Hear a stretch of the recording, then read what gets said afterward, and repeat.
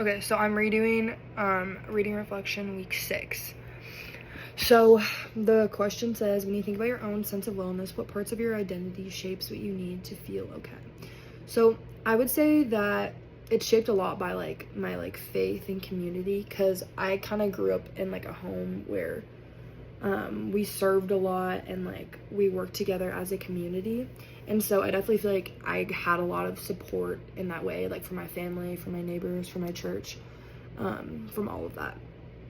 And then the second part says, which campus resource feels like they can meet that need? And I think CAPS and the Women and Gender Resource Center, because they're like very much like community spaces at U of A, and I feel that they can support me, and like I think they're very big on like mentorship, and I feel that that's similar to like how Moreno, or however you say his name, he had people like around him who guided him and like showed him like what a wildcat was and like what a true wildcat is, and how he can succeed at U of A.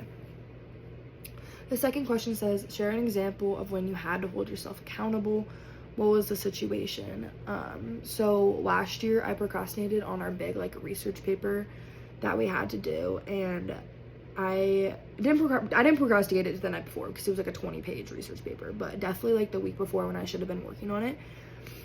I just like forced myself up. I forced myself to like stay awake and just do it, and then I didn't end up getting the grade I wanted. Like I definitely could have done better. I got a B, but I really wanted an A. But I didn't cheat, and so that was the good part about it. And then I feel like this is also very similar to Moreno, because like he learned in his biology class like how it's better not to cheat than to cheat. And I feel like that's also a really big thing for, okay, and then the other question is, how might that help you uphold the student code of conduct as integrity? And I feel like this experience, because I know like the long-term consequences of cheating and like getting caught cheating, that it's like a really big deal, especially in college. So just do my work, even if it's hard, because it's not worth it to get caught. And last question is, how have you been showing your engagement?